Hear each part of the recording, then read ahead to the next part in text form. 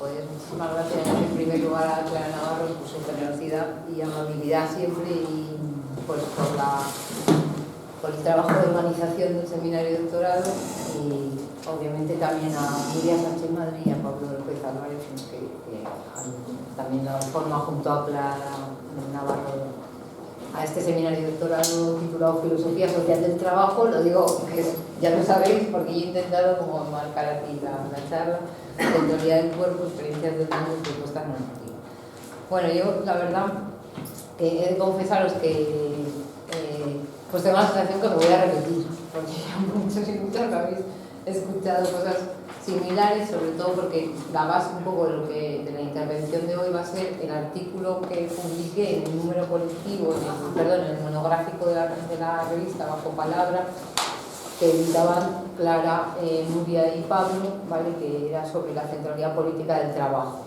Y que además yo lo que hice ahí tenía que ver con una actividad que organizasteis también en el marco del Precarity Lab, del proyecto de investigación que dirigen Nuria y Pablo. Y la verdad que no puedo, quiero decir, no puedo pensar cosas nuevas cada vez. Entonces lo que he intentado hacer es tirar de ese hilo para problematizar cosas donde que yo pienso que hay aperturas teóricas que todavía para las que no tengo respuestas, pero quizá algunos problemas, para dar un poco sentido a lo que intenté hacer, porque digamos que tiene mucho que ver con la línea de investigación que abre el Precarity Lab, por decirlo así, o que sigue, porque en verdad me dediqué a esta cuestión que voy a hablar, la relación entre trabajo y sufrimiento en este marco, en el marco de este proyecto, abordar esta cuestión exactamente, ¿no? Cómo se relaciona, cómo podemos pensar la relación entre trabajo y sufrimiento en las sociedades contemporáneas. Es una cuestión a la que puede ser que me interesara la cuestión del trabajo, el sufrimiento, pero que así directamente la reflexioné en el marco del proyecto de investigación que tenéis en estas jornadas, y luego pues he intentado seguir pensando sobre eso, también con las cosas que habéis hecho. El monográfico, el número de Bajo Palabra no tiene ningún artículo de desperdicio, o sea, en ese sentido. Y probablemente también muchas cosas que ya he abordado en este mismo foro, ¿no? del proyecto, las he pensado a partir de las cosas que habéis hecho, que se han hecho en el marco, ¿no? Los trabajos de Clara Navarro, de Pablo López Álvarez, las intervenciones que os he escuchado, el trabajo también de Nuria Sánchez Madrid. Entonces, bueno, pues tengo la sensación que si lo veis así, yo voy a exponer un poco esto o algunas reflexiones para ver si se puede abrir un diálogo, ¿no? que sería la idea, o qué os parece. Y he tratado a ese más que nada, ese texto, a esa serie de problemas, darles, intentar abordarlo teóricamente o hacer unas preguntas que ahí no podía haber desarrollado y que tampoco tengo claras, ¿no? Entonces, de alguna manera, creo que la idea, ¿no? Lo que quisiera hacer es pensar esta relación entre trabajo y sufrimiento desde el punto de vista teórico, cómo abordarlo teóricamente, cuáles serían los desafíos y también a nivel histórico, ¿no? Porque en el marco teórico desde el que lo abordaría la crítica de la economía política y la teoría crítica obligan de alguna manera a confrontarse con la historia, es decir, con lo que llama el sentido histórico, la historia como cambio, como transformación, y por lo tanto que los conceptos de alguna manera no nos pueden servir para cada momento histórico y al mismo tiempo sí, ¿no? El problema, por decirlo así, es usar la crítica de la economía política que intelige una especificidad histórica, pero que en esa especificidad histórica hay también variaciones fundamentales. Esta sería la idea que está detrás de esto, ¿no? Entonces, mi idea no es explorar las herramientas que nos da la crítica de la economía política del marxismo y algunos elementos de la teoría crítica del alumno en particular para abordar esta relación entre sufrimiento y trabajo. ¿Por qué esto? Porque de alguna manera la idea sería que nos puede aportar estas herramientas para ir más allá, no en contra, sino más allá de alguna manera de algo que creo que está muy trabajado y muy bien trabajado recientemente, que es la relación entre los distintos tipos de malestar o sufrimiento o patologías vinculados a las formas, por decirlo así, en sentido por ahora amplio, de trabajo en el neoliberalismo, ¿no? Y que de alguna manera he intentado sonsacar algunas que se ha trabajado mucho a nivel, por decirlo así, descriptivo. La pregunta que subyacería al recurso a la crítica a la economía política o a la teoría social para abordar estos mismos problemas, que no dicen otra cosa, pero sí a nivel teórico. Una de ellas, ¿no?, y esta la traigo a debate, por decirlo así, alguna que se me ocurre, es dónde está el fundamento de la crítica en los análisis más descriptivos del sufrimiento contemporáneo, ¿no?, a nivel teórico. Si hay fundamento de la crítica en los análisis más de la rama Foucaultiana o las descripciones de las patologías actuales vinculadas al desempeño laboral, etc. Entonces, empezaría o quisiera empezar identificando, creo que hay cosas que aquí, en este espacio de la línea de investigación en la que se sitúa este seminario de doctorado, son muy sabidas, las conocéis todas y, por decirlo así, habéis traído a referentes que se han dedicado a analizar, ¿no? Estos, o sea, habéis contado con referentes, personas que han investigado esto, que es la precariedad de las condiciones laborales, muy sabidas, ¿no?, vinculada, o sea, el sufrimiento, el malestar que produce, el trabajo temporal, parcial, el superempleo, los salarios por debajo del coste de la reproducción de la fuerza de trabajo, luego el sufrimiento vinculado a la inseguridad existencial que produce miedo, desasosiego, etc., a la desregulación de las condiciones laborales, al levantamiento del despido, ¿no? Luego, otra forma de sufrimiento en relación al trabajo en el neoliberalismo, lo que creo que también se ha trabajado bastante, está la interiorización del dispositivo que llaman la validar del goce de rendimiento, ¿no? Esta idea, por decirlo así, de que un alto rendimiento laboral o un esfuerzo y un sacrificio profundo no solo llevan a la realización profesional, es decir, al éxito profesional, sino también a la realización personal, ¿no?, como una forma de autorrealización.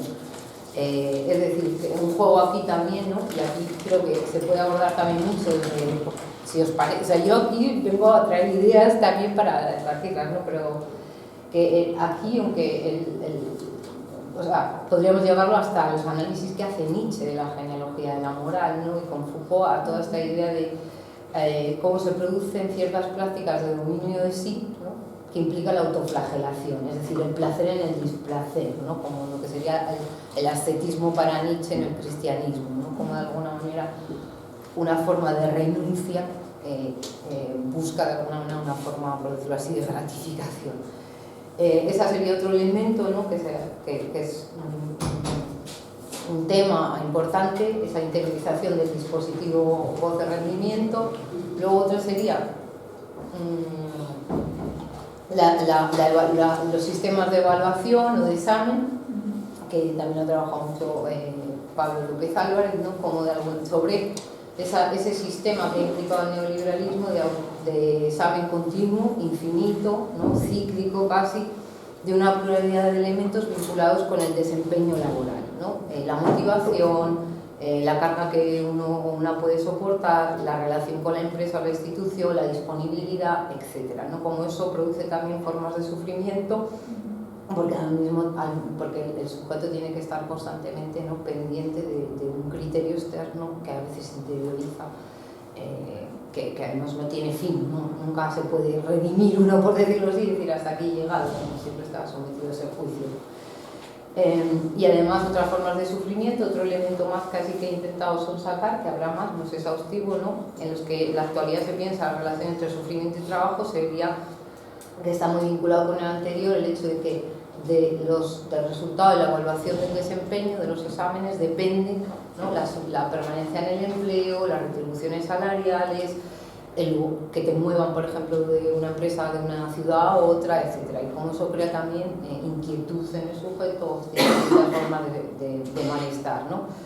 Y también otra vinculada, que ya he hablado cuando he hablado de la autoflagelación, porque está muy vinculada con la interiorización del dispositivo de rendimiento, que sería, una vez que se interiorizan los criterios de ese examen, ¿no?, se interioriza, por decirlo así, la idea de que tu destino es responsabilidad propia y, por lo tanto, todo eso abre lugar a una forma de autofustigamiento o, si queréis, de flagelación sobre ti, ¿no?, una flagelación de tu propio yo, etcétera, ¿no?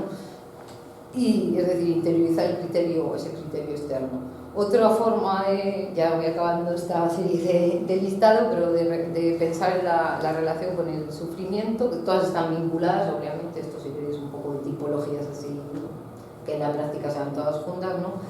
Sería también la interiorización de lo que podemos llamar la figura, el modelo de subjetividad del empresario en sí, ese comportamiento basado en el modelo de empresa o en el principio de competencia, que de alguna manera lo que hace es entender no todo como un medio para un fin o como un coste para un beneficio, esa forma de racionalidad instrumental que de alguna manera se acaba asumiendo sobre uno mismo o implementando sobre uno mismo, gestionándose, o lo que Wendy Brown decía, responder a la apelación en esta forma altuseriana de verlo, ¿no? De qué hacen las instancias estatales o mercantiles sobre ti mismo como un capital humano, responder de manera positiva, etcétera, ¿no?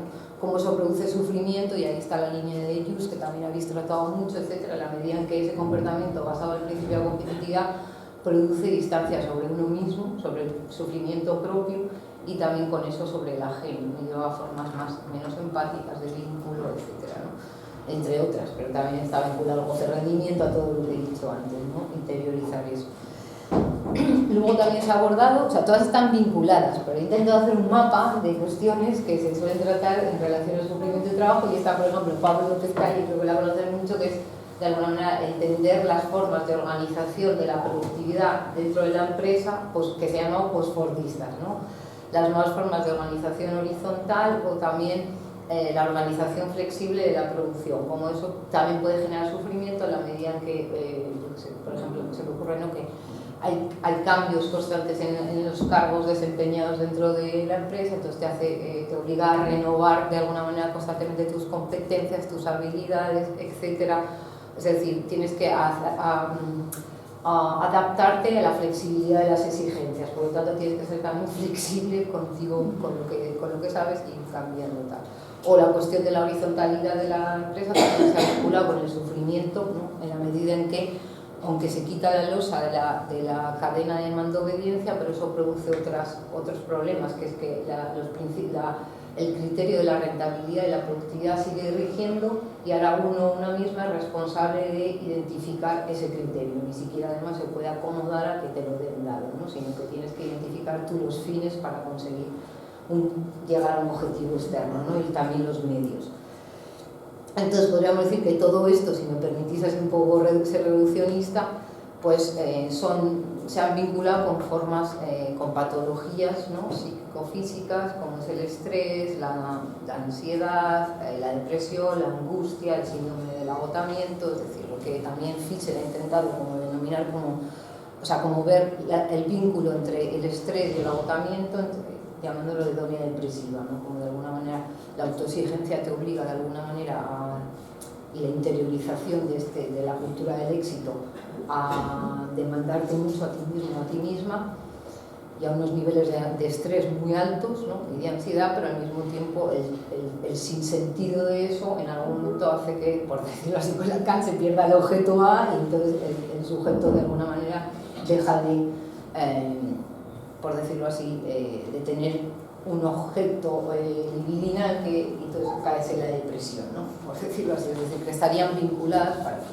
Bueno, lo que quería señalar con todos estos fenómenos, quizá no son exhaustivos, se pueden añadir más, pero es este tipo, que creo que probablemente se puede hacer mucho más a nivel empírico, etcétera, pero que tengo la sensación que ya se pueden mapear muy bien a nivel descriptivo, ¿no?, los elementos en relación al trabajo en el neoliberalismo, o mejor dicho, al desempeño profesional o al mercado laboral, que producen sufrimiento, y me imagino que hay mucho más que hacer ahí. Yo lo que quería hacer, que igual ya os aburro, porque creo que esto ya lo he hecho más corto, pero es meter esto dentro del marco de la crítica de la economía política, que supone también un desafío para la propia crítica de la economía política, en la medida en que las categorías de la crítica a la economía política se quedan a un nivel de abstracción muy alta, donde no nos permiten de alguna manera identificar lo que podríamos decir, si lo permiten los adornianos como Pablo, etcétera, hablar de los sujetos vivos, ¿no?, como las formas sociales afectan,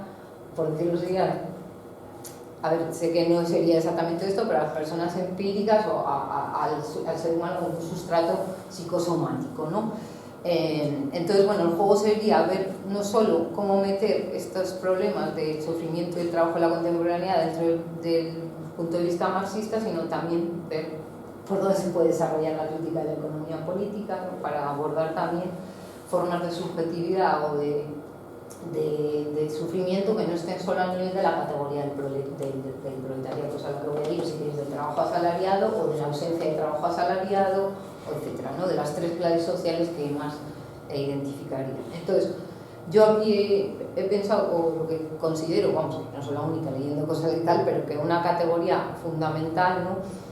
Es decir, que con la crítica a la economía política ya no iríamos solo a las condiciones concretas del desempeño laboral o en el mercado, sino que tendríamos ni siquiera a los fenómenos de la explotación o la sobreexplotación o el superempleo o el desempleo, sino que habría que ir a esta categoría básica que es la desposesión, ¿vale? Ya sé que es muy básico, pero que además nos permite, no solo quería también hablar un poco de Debord, ¿no? Como para Debord es fundamental la idea de desposesión. Es decir, pensar, ¿no?, el trabajo desde un punto de vista más amplio, no solo como el empleo, no solo como el desempeño profesional, sino qué significa el trabajo en las sociedades capitalistas, ¿no? Porque el sufrimiento no está solo vinculado con el desempeño, sino que es el fundamento. Lo que yo querría argumentar es que es la desposesión de medios de vida propios, ¿no? Es decir, esta condición de una de las clases sociales básicas del capitalismo, según Marx, ¿no? Primero no es que solo existan sujetos en estas clases, pero sí como una determinación básica que hace que haya una serie de sujetos que están obligados, ¿no?, a subsistir mediante la venta de su fuerza de trabajo, por decirlo así. Y eso quiere decir, ¿no?, que la categoría que voy a utilizar de proletariado no me estoy refiriendo al proletariado, o sea, no estoy usándola como se utiliza normalmente, decimonónico, ni tampoco al trabajo solo asalariado, sino que la voy a utilizar, si me lo permitido decir, provisionalmente, como vinculada a la categoría de desposesión de medios de vida propios, o mejor dicho, ¿no?, que a partir de la emergencia del capitalismo, esta desposesión de medios de vida propios está vinculada al hecho de que no solo las personas, las instancias poseedoras de medios de producción poseen los medios de vida de buena parte de la población, ¿no? Se entiende, ¿no? Es decir, la obligación de buena parte de la población que no posee medios de producción propios o medios para la renta, para obtener una renta, se ve obligada a vender su fuerza de trabajo, ¿no? Y lo dejo hasta ahí porque eso no quiere decir que sean personas asalariadas, sino que la única forma que tendrían de subsistir sería el salario. Aunque también hay momentos históricos del capitalismo que la subsistencia puede estar garantizada por la caridad o por las prestaciones sociales del Estado, ¿no? También, es decir, que habría que tener eso también en cuenta para entender esta categoría de desposesión, ¿no? Entonces, la idea, ¿no?, sería que, ¿cómo lo vinculo esto con la autoconservación que estaba en el título? Que la dependencia del trabajo asalariado para la autoconservación, ¿vale? Es decir, que los sujetos en el capitalismo, me refiero a los sujetos desposeídos, dependen para su autoconservación del trabajo asalariado o algún ingreso monetario en forma de venta de fuerza de trabajo.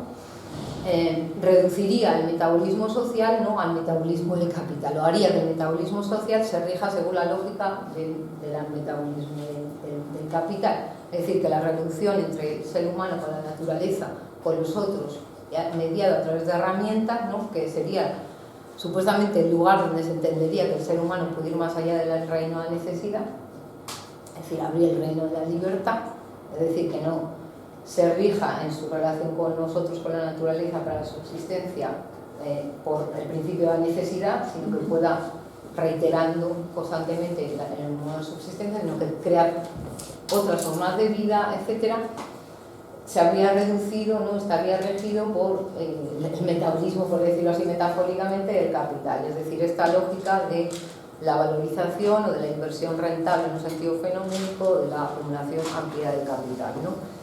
Eso hace, por lo tanto, que dentro de este marco, de esta forma de metabolismo social mediada por el metabolismo del capital, ¿no?, la autoconservación pues esté, o mejor, perdón, la vida, ¿no?, en un sentido amplio, ya sé que es una categoría filosófica más compleja, pero pues sí, incluso aquí un poco a Debord, ¿no?, lo que podría ser una reproducción, o sea, la vida se reduciría un poco a la autoconservación, en la medida en que está detrás esa coacción, por decirlo así, a buscar un ingreso, y cuando a partir de la desposesión sería el salario, ¿no? Entonces, la idea sería de que no es que esta condición proletaria de desposesión explique todas las formas de sufrimiento, obviamente esto no tendría ningún sentido, sino que nos permite utilizarla para entender cómo los mecanismos que se dan no solo, por decirlo así, el sufrimiento que implica la exigencia de adaptarse al mercado laboral, al desempeño profesional, sino incluso, ¿no? Ahí sería coger un poco la idea durkheimiana de la teoría crítica, si la he entendido bien, para pensar incluso cómo esa condición de heteronomía, aunque en sentido, por decirlo así, más amplio, los seres humanos somos determinación, o sea, nunca en autonomía absoluta, pero esa condición de heteronomía concreta que produce impotencia. La categoría de desposesión es una forma de impotencia y esto de alguna manera tiene consecuencias sobre el sufrimiento también de los seres humanos en relación al trabajo en un sentido más amplio, ¿no? Es decir, sería una categoría básica, la de la impotencia. La desposesión nos llevaría a esta categoría básica de la impotencia y nos llevaría a otra categoría que es la de la intercambiabilidad y la ser superfluo, ¿no? Respecto a otros. Entonces, bueno, pues la idea, ya sé que es muy amplia, pero ya no me he apuntado la hora. No, sería intentar pensar esta relación entre trabajo y sufrimiento, introduciéndola dentro de, por decirlo así, dentro del capitalismo, primero la dominación abstracta, impersonal del capital, ¿no? En tanto que ratio, que se despliega a través de relaciones mediadas por relaciones mediadas por trabajo abstractamente humano y social en la forma de mercancía. Entonces, sabemos, la dominación está impersonal, etcétera, del capital como racionalidad, como lógica, como valorización. Luego sería a partir de ahí, no digo que lógicamente una sea anterior a la otra, sino que están intrínsecamente vinculadas, la condición proletaria basada en la desposesión de medios de vida propios, ¿no? Y ya dentro de la racionalidad, por decirlo así, de la dominación abstracta, una concreta que sería la otra forma de coacción impersonal, pero vinculada solo a una clase social, y luego de ahí se derivaría la necesidad de someterse a las condiciones de la competencia en el mercado laboral, es decir, a la necesidad de acceder a un trabajo, ¿no?, asalariado para tener un ingreso monetario para autoconservarse, se derivaría la necesidad de someterse a ciertas condiciones de la competencia en el mercado laboral, ¿no?, y adaptarse a condiciones de las relaciones laborales, salariales, etc. A ver, no digo una adaptación absoluta, porque aquí lo que también habría que pensar es en qué medida, ¿no?, el trabajo como una categoría social está inserto en relaciones antagónicas y también de alguna manera, por decirlo así, transforma las condiciones de la competencia, ¿no? Luego, las modulaciones históricas de la forma que adopta la competencia entre capital y trabajo, ¿no?, las diferencias que podemos identificar también en el mercado laboral, cómo se posicionan los sujetos en el mercado laboral en relación a otras formas de opresión, como puede ser el género, la raza, etcétera, ¿vale? La sexualidad. Luego, ya sé, yo todo esto no lo puedo hacer, digo como variables que habría que integrar, ¿no?, para tener como un marco teórico amplio que explique esas otras dimensiones de las que hablaba al principio de sufrimiento laboral. La división del trabajo a nivel global, ¿no?, como están vinculadas unas formas de sufrimiento con otras a nivel global. Luego, lo que ya he dicho, las transformaciones de las modalidades del sometimiento a la dirección de capital, ¿no?, o cómo se imponen los principios de eficiencia y productividad en la forma empresa, la forma social empresa. Luego, las transformaciones en las condiciones de la cualificación, la movilidad geográfica, los cambios en la subjetividad, etc. Los discursos, ¿no?, por decirlo así, que tiene una plasmación a veces en un ethos, en una forma de comportamiento en relación a la disposición profesional, y luego, pues esto Jorge lo conocerá, el papel del Estado en la modulación, por decirlo así, de la reproducción de la fuerza de trabajo. Bueno, eso sería un elemento del marxismo que voy a intentar luego desarrollar por épocas históricas, y lo que os he dicho, que insertar esos problemas también dentro del marco de al menos algunos elementos de la teoría crítica de Adorno, implicaría también hacer frente a unos límites que tiene la crítica de la economía política, al menos desde mi punto de vista, al menos como la planteó Marx, no digo el marxismo, pero para abordar la cuestión de la relación entre trabajo y sufrimiento más allá, por decirlo así, de la propia condición de desposesión, ¿no? o de la condición concreta de la clase obrera fabril en el siglo XIX, ¿no? Yo sí que creo que hay que seguir desarrollando categorías de análisis, o que se han hecho, ¿no? Pero que, por una parte, para abordar por las transformaciones históricas en lo que ahora podemos llamar, bueno, en el mercado laboral, etcétera, y lo que se suele llamar en sociología la estratificación social, que tiene también su realidad, es decir, cómo no solo la variable clase social, sino también otros elementos, ¿no? De brecha territorial, relaciones de género, condiciones laborales en sectores productivos, en sectores profesionales, etcétera, influyen en diferentes formas de sufrimiento y crean una serie de condiciones de subjetivación. Bueno, eso por otra parte, por una parte, ¿no? Es obvio que las categorías de la crítica en la economía política no llegan ahí. Eso es verdad. Otra cosa es que no te permitan. Y luego algo que creo que aporta la teoría crítica, a lo que la crítica a la economía política, no digo que sea incompatible, pero tampoco ha llegado hasta ahí, es bueno, esto se podría debatir, no sé, Pablo, cómo lo ves, pero la idea de que el ser humano es un sustrato psicofísico, más allá de que de alguna manera sociohistóricamente sea un constructo, no captemos o no una esencia de la naturaleza humana, sí que hay unas determinaciones sociohistóricas que no son completamente moldeables. Y en ese sentido, de alguna manera, si lo pensamos de la crítica a la economía política, si entendemos que la desposesión, ¿no?, estructural de medios de vida autónomos que obligan al trabajo asalariado implica la adaptación a formas sociales que son funciones económicas, voy a incidir en esto, pero implica la adaptación de un sujeto a formas sociales. En esa adaptación se produce a veces una fisura entre el sujeto vivo y la función económica o la forma social que desempeña. Y ahí es donde se producen a veces formas de sufrimiento psíquicas y físicas, ¿no?, que son importantes para el fundamento teórico de la crítica, pero también incluso para pensar la posibilidad de otras formas de normatividad, o prácticas emancipatorias, etc. Y ya sé que esto está muy visto, pero la idea es que esto se puede abordar desde la crítica a la economía política, pero no se puede llegar hasta ahí, se puede desarrollar, pero para eso se necesita otro aparataje teórico. Y tampoco, yo creo que desde la analítica Foucaultiana también es muy difícil, porque parece como al incidir Michel Foucault en esta idea de que el poder es productivo en un sentido general, pero que produce el sujeto también es un aspecto de relaciones de poder, lo podemos asumir, pero tampoco sabes dónde.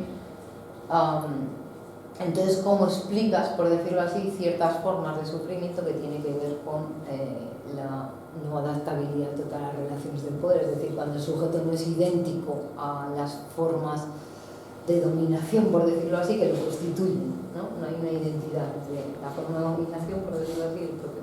Bueno, no sé, es algo que yo pensaba que podía ser interesante. Entonces,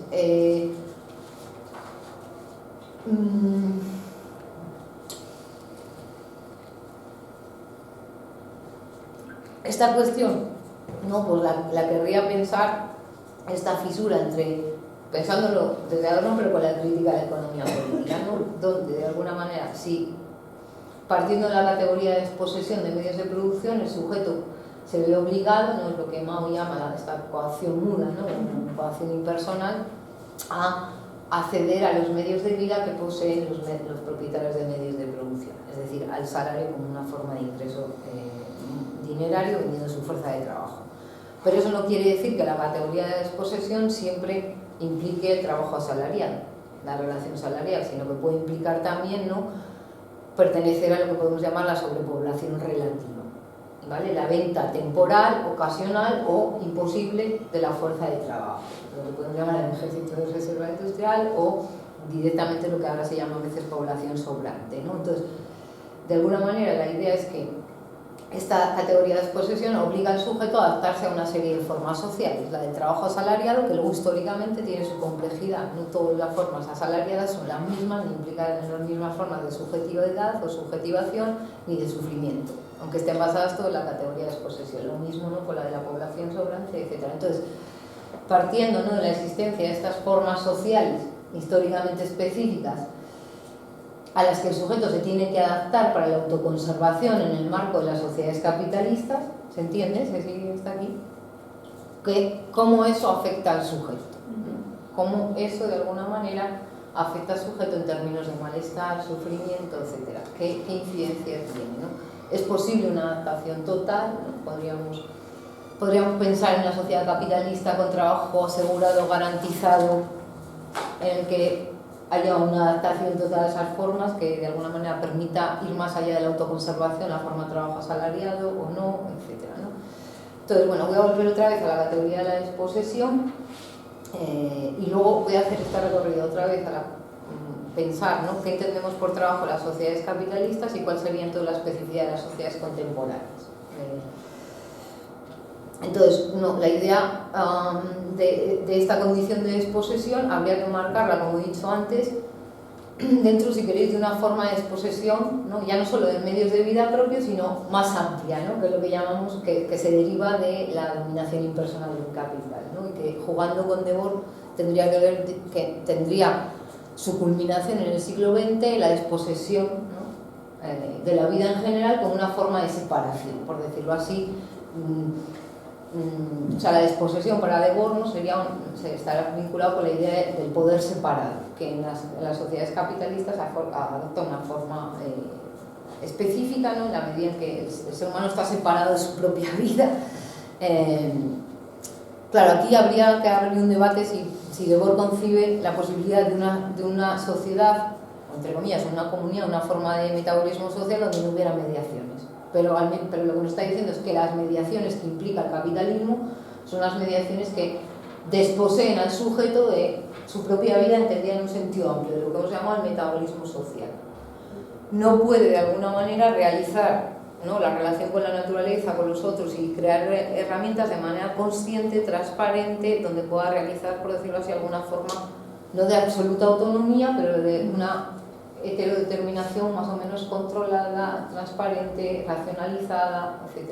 Podríamos identificar aquí, si queréis, incluso algo que viene de la línea ilustrada, ¿no?, o liberal, esta idea de una búsqueda de autonomía, ¿no?, entendiendo por lo tanto la desposesión como una ausencia de la misma, con los problemas que pueda tener o no, pero entonces, lo que decía, que la existencia, el capitalismo para la crítica de la economía política, o mejor el capital, sería esa idea de que hay una racionalidad impersonal que se ha autonomizado en los individuos, ¿no?, aunque la produzcan y reproduzcan, y que de alguna manera implicaría, y esto lo digo un poco como esto es un espacio, entiendo, de debate también, daría lugar a un pseudo-sujeto, o al capital como sujeto. ¿Por qué digo esto? Porque Mao, ¿no?, claro que estás con eso, critica esta idea, viene a decir, no podemos hablar del capital como sujeto, pero yo voy a jugar con eso metafóricamente. Nadie está diciendo que sea un sujeto, o al menos así yo lo entendía más, ¿no?, sino que lo llamamos metafóricamente, es una forma metafórica de llamar algo que no es como lo que no es. Es decir,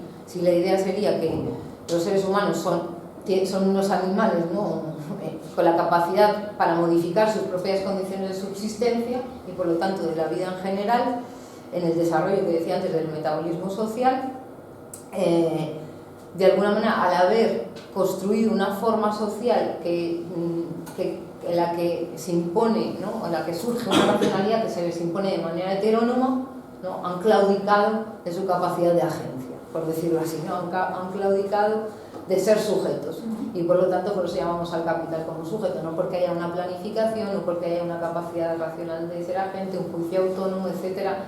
Es decir, sino con el juego de que se crea algo, ¿no?, que no puede ser lo que es, ¿no? Entonces, bueno, esta lógica que se autonomiza es lo que fenoménicamente vemos como la inversión rentable, y también implica, ¿no?, es decir, tiene una serie de determinaciones formales.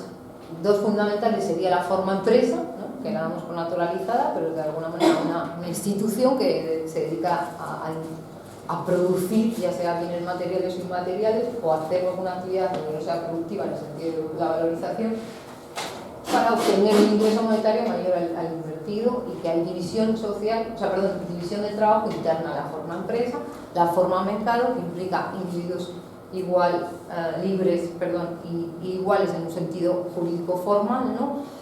Etcétera. Y tiene una serie, por lo tanto, de presupuestos sociales, presupuestos lógicos, ¿no? Y ahí es donde más se identifica que uno de esos presupuestos lógicos es la fuerza de trabajo, una mercancía particular que es inseparable de sus portadores, ¿no? Entonces, esa fuerza de trabajo sería esa determinación lógica, que nos dice también es una determinación histórica, porque voy aquí, no es por entrar otra vez la chapa sobre esto, por decirlo así, no, porque la idea es que aquí es donde vemos cómo la coacción impersonal se vincula con una forma de coacción también directa, que tiene su génesis, por decirlo así, en la acumulación originaria, pero que luego se reproduce como fundamento, ¿no? Si lo tomamos en serio, de alguna manera, la impotencia de la que hablaría Adorno, que constituye a la categoría de la desposesión, o que atraviesa esa categoría, sería una forma, por decirlo así,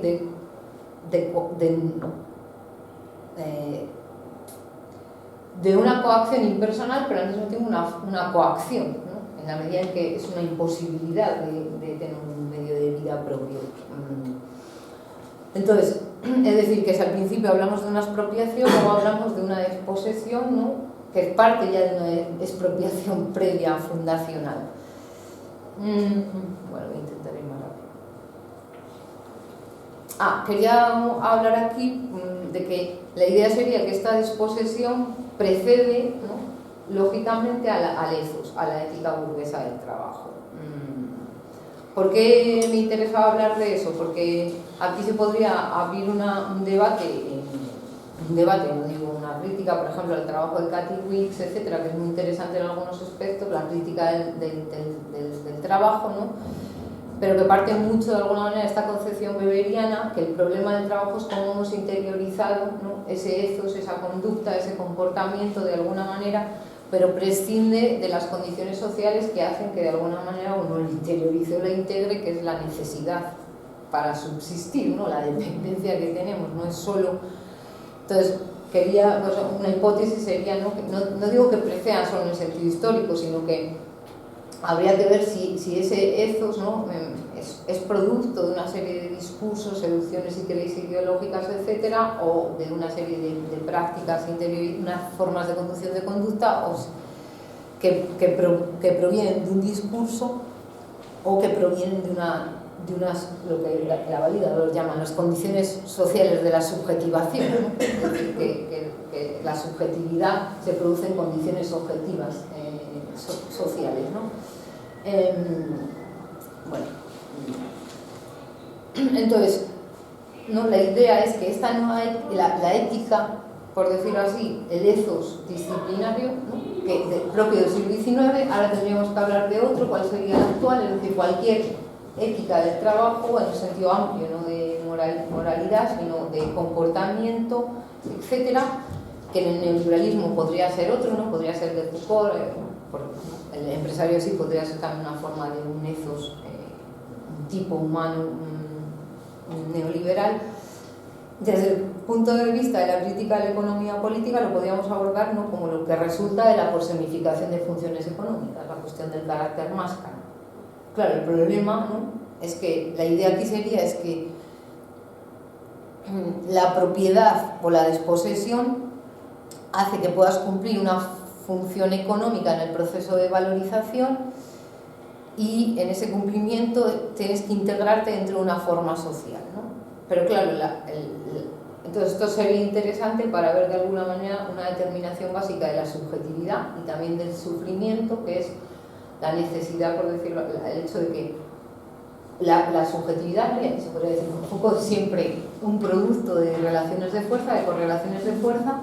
No hay un sujeto previo sobre el que se le ejerce un poder desde fuera, solo se produce a partir de esta integración en una forma social. Ahora, el problema aquí es que es muy limitado, porque las formas de subjetividad, de subjetivación y de sufrimiento no nos las puede dar solo estas tres categorías, se entiende, ¿no?, ni históricamente, ni siquiera en un momento histórico, es decir, sincronía, no tenemos las mismas formas de sufrimiento, subjetividad en toda la categoría de trabajo asalariado, o rentista, o capital, o capitalismo. Me explico, ¿no? Que el carácter máscara sirve para mostrar unas determinaciones básicas de la subjetividad del sufrimiento, pero no te explica todas las demás. Bueno, no sé si veis lo que hay un poco detrás, es cómo compatibilizar esto con luego los análisis más, si queréis, a nivel descriptivo o que sean teóricos, pero basados en aspectos muy particulares de un elemento del sufrimiento del trabajo particular, que es lo que estoy intentando pensar, ¿no?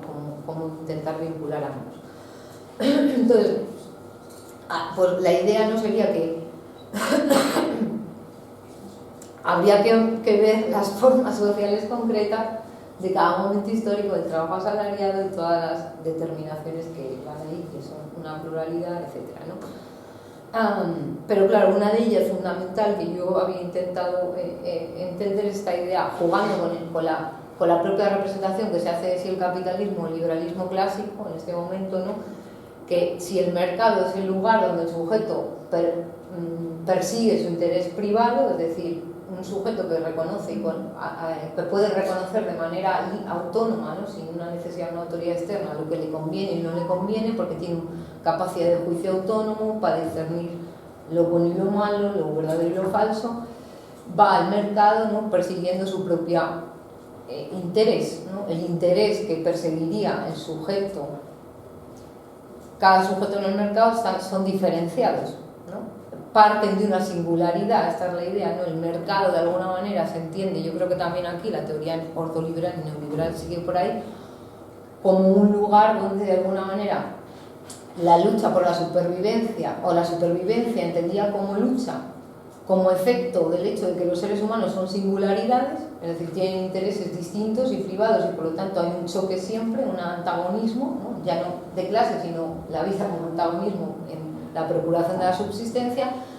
El mercado sería, entiendo, la forma pacificada de esa autoconservación, de esa supervivencia, porque media los intereses privados, es un mecanismo, entendéis, ¿no? Que pacifica la competencia, la organiza, ¿no?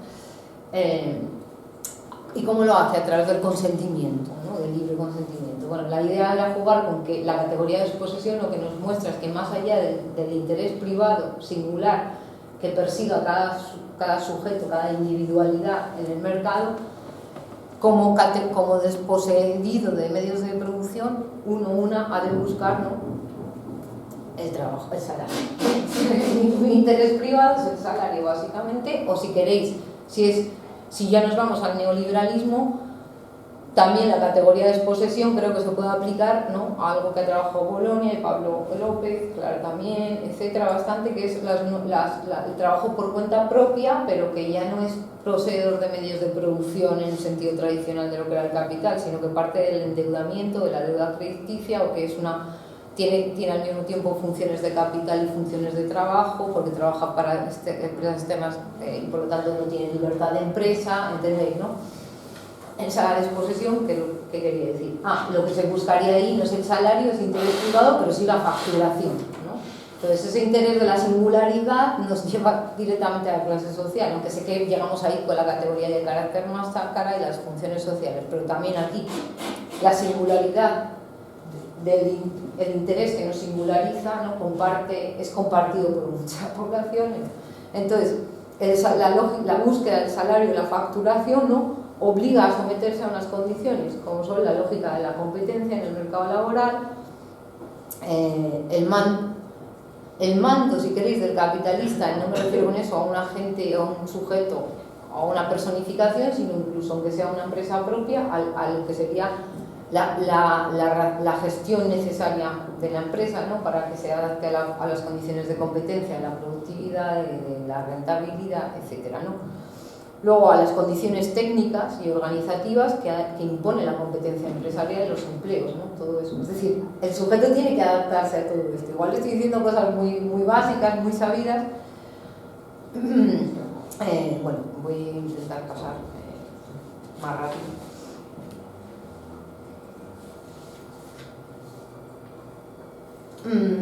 Entonces, el éxito, ¿no? De la autoconservación, por decirlo así, de la subsistencia individual, depende siempre de una lógica heterónoma, externa, ¿no? Y esta lógica pone en el centro o prima la competencia. También lo digo esto un poco en diálogo con la analítica Foucaultiana, que es interesante, pero que es la idea un poco el empresario de sí, ¿no? Sería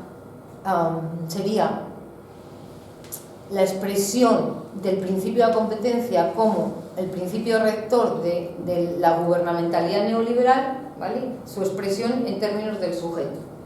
Su expresión en gobierno de los otros sería que todas las instituciones privadas y públicas están gobernadas según Wendy Brown, ¿no? Por la lógica, por el principio de economización. ¿Por qué quería decir esto? Sin embargo, ¿no? Yo creo que para entender el sufrimiento en el trabajo en cualquier época histórica dentro del capitalismo, el principio de competencia hay que ampliarlo más allá del neoliberalismo, ¿no? ¿Cuál sería? ¿Se entiende? O sea, que ya no regiría solo desde la crítica de la economía política el principio de la competencia en el neoliberalismo, sino desde su génesis, desde el momento. Tanto a nivel, ¿no? Entre instancias personales y también instancias como la empresa, ¿no? Y la idea sería que rige tanto en el seno de una misma clase como entre ambas clases, ¿no? Es decir, el principio de competencia es, yo diría, es el fundamento de la adaptación social, ¿no? Es el fundamento, perdón, de la socialización a través del mercado capitalista, propiamente capitalista. Pero aquí también tendríamos que entender, ¿no? Cómo, si bien el principio de competencia rige el mercado, hay momentos en los que esa competencia puede estar regulada institucionalmente o también puede ser coartada por tendencias a la solidaridad o cooperación dentro de cada clase social, obviamente, ¿no? Y que es otra forma más de competir, pero de alguna manera. Bueno, ya sé que esto es obvio, pero lo que estoy intentando mostrar es que son elementos que son fundamentales para entender, por ejemplo, ¿no? Qué es lo que está pasando, que ha pasado desde los años 80, si es que realmente el principio, por qué el principio de la competencia como principio rector de la conducta es tan fundamental, si ya lo era antes y por qué ahora no. Y tiene que ver, obviamente, con lo que ya todas y todos sabemos, la desregulación de los mercados, ¿no? Que hace que de alguna manera rija de una manera más atroz, ya no hay límites, por decirlo así. Entonces, bueno,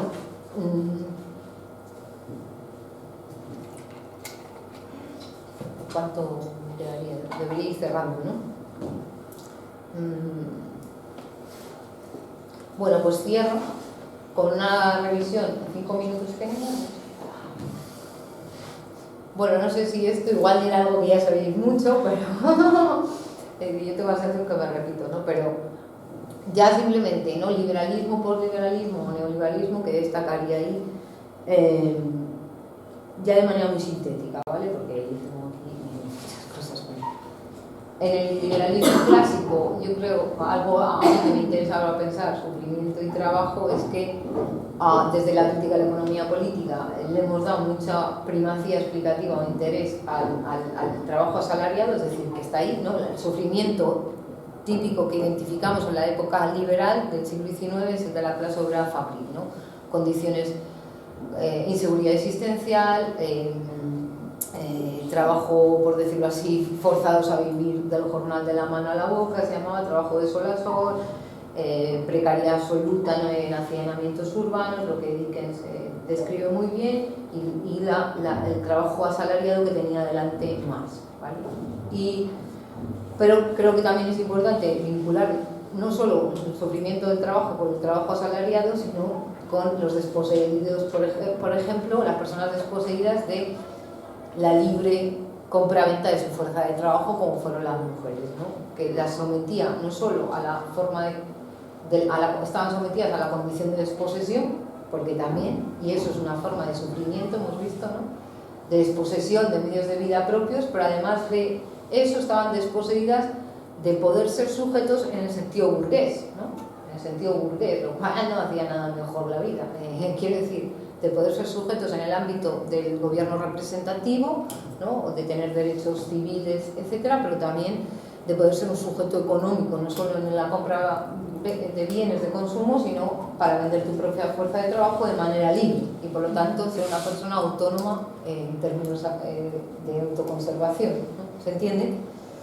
Y luego también lo que ahora yo creo que se está estudiando bastante, todas las formas de trabajo forzoso que estuvieron vinculadas, ¿no?, a la época, o sea, que se desplegaron en la época del liberalismo, todo lo que sabemos, las formas de disciplina que Foucault ha estudiado muy bien sobre los sujetos llamados improductivos, ¿no? Bueno, no me puedo centrar ahí más, pero esto sería, ¿no?, la idea de que el sufrimiento muchas veces se ha reducido al sufrimiento de la clase obrera fabril, pero en relación al trabajo, pero también hay, si pensamos desde la categoría de desposesión, también podemos identificar estas otras formas del trabajo forzoso o la o no poder ser de alguna manera dueñas o dueños de su propia fuerza de trabajo y entonces estar sometidos al tutelaje político y a relaciones de coacción directa, de dependencia personal, la persistencia de dependencia personal dentro de las sociedades liberales, ¿no? Luego el capitalismo tardío, esto también pues ya lo he repetido muchas veces, ¿no?, pero sería la idea de que se extiende, esto lo conoce Pablo López Calle, no, lo has estudiado, ¿no, Pablo? Mucho esta época del Fordismo, la extensión de la condición proletaria y del trabajo asalariado, ¿no?, pero ya no vinculada a la clase obrera fabril ni a sus propias condiciones. La ampliación del trabajo asalariado a sujetos que antes no estaban integrados en el mercado laboral, por decirlo así, campesinado, que antes era, pues que en ese momento funcionaba como sobrepoblación relativa, ¿no?, por decirlo así, o ejército de reserva tal, pero también lo que Adorno identifica, ¿no?, como parte de la pequeña burguesía que se ve obligada a trabajar, ¿no?, en trabajos asalariados, trabajo asalariado, pero no tiene por qué ser descualificado, ¿no? Y esto está vinculado a los trabajos vinculados al estado social del bienestar y también a la burocratización de los estados que crean mucho empleo público. Entonces, claro, tenemos lo que en la actualidad se señala como algo fundamental de la despolitización del trabajo, entiende un factor que es una complejidad cada vez mayor en las situaciones, ¿no?, tanto si queréis de sufrimiento o de condiciones laborales, tal, del trabajo asalariado, una complejidad muy fuerte en sus rasgos característicos, pero que ya se empieza a entrever aquí, aunque nos pensemos, ¿no?, como el trabajo fabril del siglo XX, tal, el obrero masa, porque ya tenemos de alguna manera trabajos vinculados a los sistemas públicos de seguridad social, educación universal, etc., ¿vale? Bueno, aquí la idea del sufrimiento laboral es que todo lo que fue el 68, entiendo, no todo, pero la idea es que aquí, en esta época histórica, el sufrimiento y vinculado al trabajo se había identificado mucho con lo que sería el trabajo rutinario, fabril, no monótono, repetitivo, etcétera, de la fábrica fordista, de la cadena de montaje, etcétera, ese mundo gris, repetitivo, y también, de alguna manera, de los empleados administrativos, ¿no?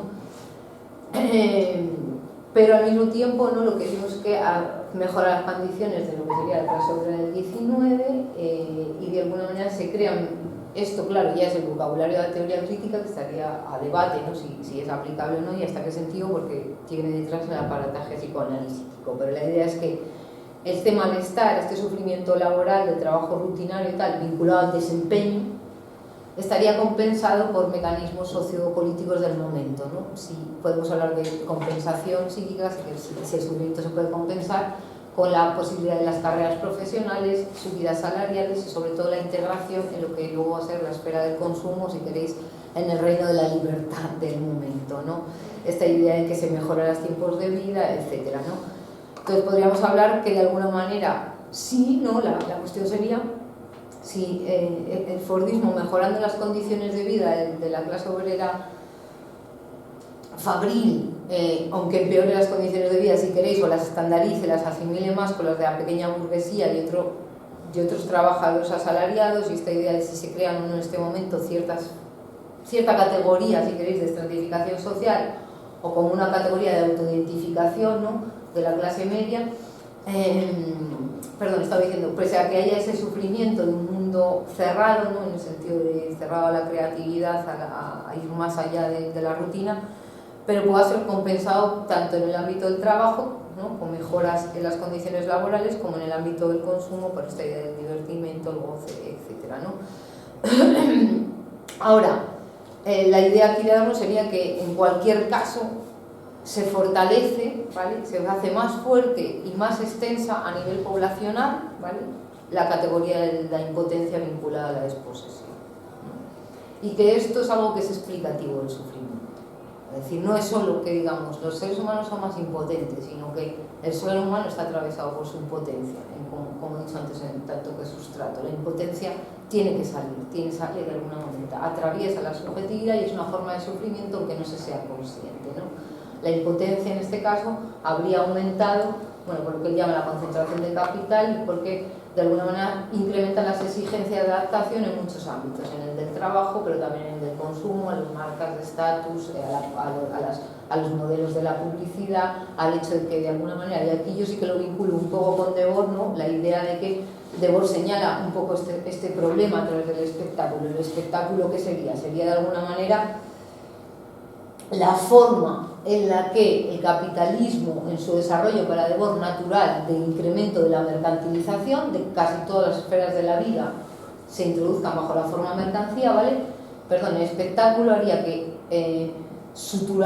intentaría suturar, ¿no? Como una forma de unificación la separación que cada vez se hace más fuerte, de lo que os he dicho antes, la separación que implica el capitalismo de suyo, como una forma de desposesión. Entonces, aquí Debord diría, ya no es la desposesión, por decirlo así, en relación a los medios de producción, sino desposesión de la vida en general. Producimos medios de producción, producimos objetos, productos que han generado ya todas las condiciones de la vida están basadas en la desposesión. ¿Se entiende, no? No sé, pues. Entonces, bueno, y eso me parece que hay algo ahí que es productivo ponerlo en diálogo con Adorno, ¿no? Esta idea de la impotencia, el incremento de impotencia. Y esto, digamos, no sería solo una condición objetiva de la realidad, sino que sería una condición objetiva del sujeto. Esta sería la idea, ¿no? De que esta explica una forma de sufrimiento que, aunque no se haga de manera consciente, tiene unos efectos sobre la subjetividad y también implica una serie de malestar psicofísico, porque esa impotencia tiene que encontrar salidas, etc. ¿Vale? Ya sí que estoy cerrando. Otra cuestión importante de este momento histórico con la relación entre trabajo y sufrimiento es también lo de la condición de la mujer, ¿no? Que aquí persistiría esa condición, o las minorías racializadas también en Estados Unidos, etc. Es decir, que estar privado del trabajo asalariado en un momento de extensión no te aseguraba, por decirlo así, una menor cuota de sufrimiento respecto al trabajo como categoría de integración social en el capitalismo. El neoliberalismo, ya con esto cierro, ¿no? Que esto ya, porque todo ya muy sabido, pero la idea sería que o ideas muy en general, todas las transformaciones, si queréis, desde el punto de vista marxista, podríamos decir que la crisis de acumulación de capital se expresa en una crisis fiscal del Estado que hace que las prestaciones sociales, ¿no? Se deterioren, que el salario indirecto, por decirlo así, se reduzca, que todos los mecanismos de garantismo social vinculados a la población no asalariada se reduzcan. Luego las transformaciones en el ámbito de la empresa, por decirlo así, la especialización flexible, la transformación de los procesos productivos, lo que sería la crisis del poder del trabajo en su capacidad para establecer límites al uso y abuso a fuerza de trabajo a través de la negociación colectiva o la desregulación del mercado laboral, ¿no? Que aunque la época fordista hubiera estado solo vinculado a la persistencia, ¿no? Por decirlo así, a la garantía de que la fuerza de trabajo se mantiene como tal, es decir, podríamos hacer la crítica, no pretendía abolir su propia categoría social, pero al menos pretendía garantizar su existencia dentro de esa categoría, ¿no? La idea sería que ese poder político se haga perdido, entonces la liquidación de políticas sociales, que decía todo lo que conocemos, ¿no? Todas estas crisis, por decirlo así, la crisis del trabajo, que es fundamental, el desempleo estructural, lo que claro también has estudiado, ¿no? La microelectrónica, como estas transformaciones implican también la existencia de menos empleo, ¿no? Y luego la precarización de las relaciones laborales pues, vale, todo eso, ¿no? Tendríamos, y ahora sí que tengo mucho, pero creo que ya se conoce todo. Lo que aquí igual señalaría, para pensar la relación entre sufrimiento y trabajo, a mí me interesaría señalar igual esta idea, es que también te creas enemigos de paja, por decirlo así, no enemigos, sino donde creo que igual a veces no se ha incidido cuando hacemos todas estas análisis del sufrimiento y del trabajo, que es en la población sobrante, por decirlo así, ¿no? Donde el empresario de sí, esa figura a veces no la vemos, que sería de alguna manera donde el darwinismo social que existiría de facto tiene de alguna manera unas consecuencias más atroces, ¿no? La competencia es más despiadada. Porque, decía, yo creo que aquí Foucault, desde mi punto de vista, captó muy bien, aunque fuera en un marco analítico muy distinto, ese principio de competencia, aunque yo no veo que no se explica por sí misma, pero que es que en verdad se ha creado una forma de darwinismo social al deteriorar casi todos los mecanismos de regulación de los mercados, por decirlo así, ¿no? Es decir, el capitalismo rige más ya como según su propio principio rector de la competencia. Entonces, que eso sí que explica de alguna manera que el sujeto tenga que de alguna manera sacrificar todo lo que o gestionarse como un capital humano, vamos a decirlo así, ¿no? Hacer que todo sea un medio para el fin de la integración, y esa integración se integra al trabajo asalariado, pero también la emprendeduría, la búsqueda de ser un influencer, etcétera, lo que sea, ¿no? En el sentido que la vida y el trabajo no se confundirían solo como en algunos trabajos donde no haya espacio y tiempo limitado, sino que de alguna manera, en la medida en que son sujetos tan susceptibles de ser intercambiados en el mercado laboral, siempre hay algo que sea de manera inconsciente que de alguna manera está buscando la adaptación y el reconocimiento. O sea, el principio de beneficio del mercado que decía Foucault, que era fundamental en el liberalismo, parece ahora serlo más que nunca, ¿no? Bueno, pues aquí sí que... Bueno, esto es obvio, obviamente, esta necesidad de adaptación que da lugar a formas de estrés, de patologías que hemos hablado antes, ¿no? Agotamiento psicofísico, etcétera, etcétera. Bueno, ya, si queréis luego lo hablamos, pero traía aquí como las condiciones del neoliberalismo en relación al mercado laboral. Todo lo que he dicho al principio que había que hacer, porque quería decir que yo no lo he podido hacer todo, pero aquí sí que venía con cosas más concretas. ¿Cuáles serían en la actualidad? Pero son muy conocidas, ¿vale? Pero en términos de transformaciones de los mercados laborales, de regulaciones, etcétera, que afectan, ¿no?, para crear unas formas de sufrimiento que son las que al principio he enumerado y que a mí no me parecen inválidas, sino simplemente que se pueden explicar desde este marco actual, ¿no?, de crisis del trabajo, crisis fiscal del Estado y por lo tanto el garantismo social, de alguna manera la competencia regulada en el mercado de trabajo, o sea, perdón, en el mercado laboral, pero también en el mercado, bueno, en el mercado empresarial no diría, pero al menos sí la crisis de la solidaridad del trabajo, ¿no?, para, de alguna manera, paliar, si queréis, la ofensiva del capital en términos de bajadas salariales, de sobreexplotación de la fuerza de trabajo, etcétera, ¿no?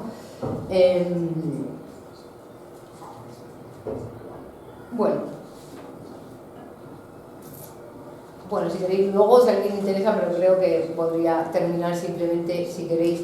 Mi idea era explicar, pero no voy a entrar, las condiciones del trabajo asalariado, ¿vale?, y distinguir entre el trabajo asalariado fabril y no fabril, o sea, todos estos cambios que ha habido, la complejidad por sectores, os lo digo no por lo que iba a hacer, sino lo que yo creo que se puede pensar, ¿no? Luego el trabajo por cuenta ajena y la forma de sufrimiento, o sea, la forma de sufrimiento en cada categoría, trabajo asalariado fabril, cómo ha cambiado, trabajo asalariado no fabril, ¿vale? Trabajo no asalariado, pero por decirlo así, tampoco es la función, no cumple la función de capital, ¿no? El trabajo por cuenta ajena, que es fundamental para pensar en el trabajo de sufrimiento, que lo habéis trabajado aquí mucho, sobre todo con Bolonia, etc. Finalmente, sí que querría simplemente ya acabar con esto y mencionarlo, ¿no?, lo que sería, primero, dos elementos para pensar el sufrimiento, ¿no?, o sea, un elemento que es, que esto ya lo he dicho muchas veces, que el sujeto no puede adaptarse totalmente al modelo del empresario en sí o a la competencia en los mercados laborales empresariales, ¿no?, que hay un sustrato que de alguna manera que hace que haya unos límites y por lo tanto que el trabajo en su aspecto general que hablo ahora produzca sufrimientos, distintos tipos, ¿no?, ansiedad, estrés, etcétera, pero muchos otros, autoflagelación, y bueno, que incluso cuando lo hace, nada le garantiza la subsistencia.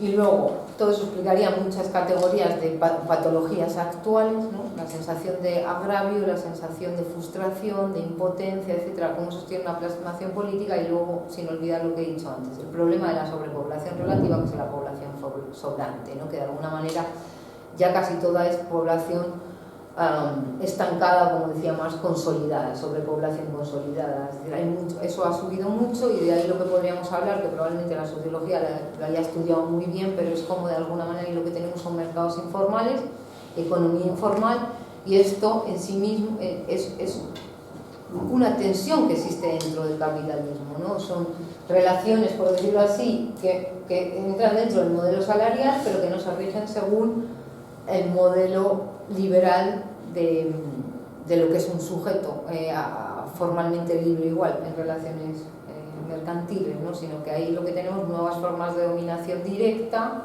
¿vale? Formas de pillaje, de expolio, de amenaza, de venganza, etc. Es decir, es un, si queréis, un momento no liberal dentro, o bueno, yo lo entiendo así. Y lo dejo aquí, ¿vale? Porque ya...